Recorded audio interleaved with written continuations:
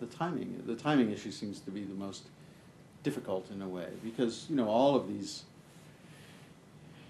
Any time the federal government is dispersing money through the states, you do have these issues, whatever company you are, whether you're a utility, whatever. Right. But the timing issue in terms of construction and that kind of thing seems to be a big issue.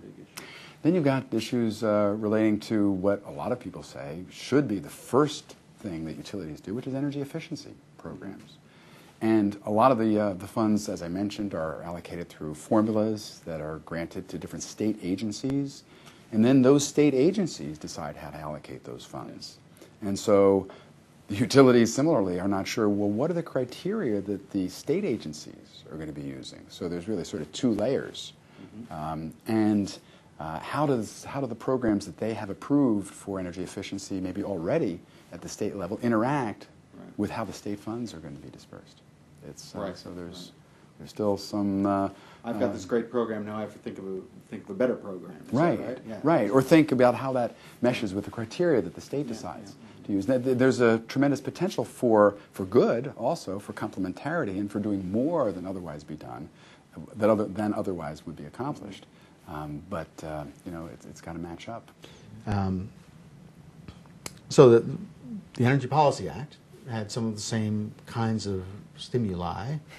How are they different, and how are they different?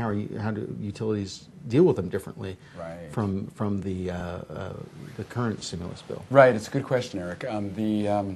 Under Section 17 of the Energy Policy Act, there was loan guarantees that were authorized, and a number of them are there have been applications taken, but very few have actually been granted at this point. DOE has not been that efficient, I think it's fair to say, in sort of getting the loan guarantees out, and that's partly because it's complicated. It's complicated because there are all the criteria that any bank would make if they were lending, a utility or lending you money, and then there's the public policy overlay of other issues that they want to have dealt with. For example, in the Energy Policy Act, they required that it be advanced technologies. They required that it demonstrate greenhouse gas emission reductions, and other types of criteria. Also, in that last program, they had the requirement for doing a credit rating, for having an assessment of the project, as well as potentially of the utility. We worked with PEPCO, Potomac Electric Power, and they submitted an application for a loan guarantee for a very large transmission line, the Mid-Atlantic Power Pathway, it's called. Right. A $1.7 billion, or estimated, or maybe $1.4 billion, dollar project, 230 miles, 345 kV, crossing the Chesapeake Bay and the Delaware River. Complicated project, obviously. And the wrinkle, or the advanced technology element, was the part that we crossing the Chesapeake, actually, with DC transmission, converting from AC to DC back to AC. So anyway, we helped, and that was when I said earlier that these are non-trivial applications, that's really the one I was thinking of, because ICF was kind of the general contractor and worked with the people doing the permitting, people who were doing the financing piece, people who were doing all the different elements of the project, and pull it together into an application within about a 3.5-week time frame, and that was a crunch. Right. We submitted it, I think, at like 4:59, I think, on the day it was due at 5 o'clock. But that application got through the first round of approvals and now the second round. And so there was a whole methodical, some would say maybe plodding, process of allocating the money. Now, what's different this time is that, number one, it doesn't have to be advanced technologies. It can be commercial technologies. Number two, there are some criteria that were in the stimulus bill with regard to, say, in the transmission area, but they didn't include climate change. They did include the requirement that the money be allocated to projects that used union wages, in effect.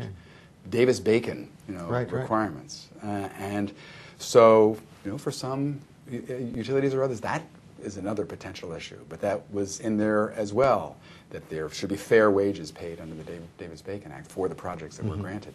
So there are clearly some differences this time through, in addition to what we expect we don't know yet because we haven't seen the loan guarantee guidance yet coming out. In addition to what we expect will be all of the same kind of criteria from before as to what you would expect if you were applying for a loan from any large financial institution. They probably will not have the requirement for a credit report or for a credit rating. That's probably going to go away, or be absorbed, I guess, in the cost of the program. But they are also talking about involving some of the people who do loan guarantees for a living, getting not just DOE, and that's been one of the hang-ups, is that DOE just didn't have that as part of their experience, their skill set. So they're bringing in people from U.S. Export-Import Bank. I imagine. And so probably going to involve some of the financial institutions, the banks, large financial institutions that are used to looking at loan applications. Right.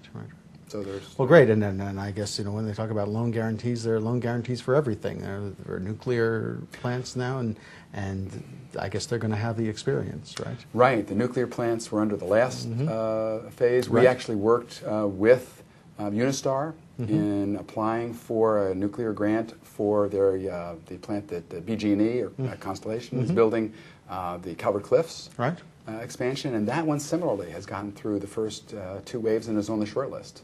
So we're pleased, if I just put in a slight promo for ICF. Please. We're pleased that the 2 projects that we've been involved in, both the Mid-Atlantic Power Pathway with PEPCO and the Calvert Cliffs nuclear plant, are ones that have gotten through all the hoops so far. So we think that gives us hopefully a little bit of an ability to help utilities apply for the funds that are coming up. Well, a lot of hoops, I guess, and a lot of hoops for utilities and going forward. Right. Well, thank you, Elliot. Thanks, It was Eric. a pleasure speaking with you. Appreciate it. Thanks again. Thank you. This is Eric Blume. Thanks very much.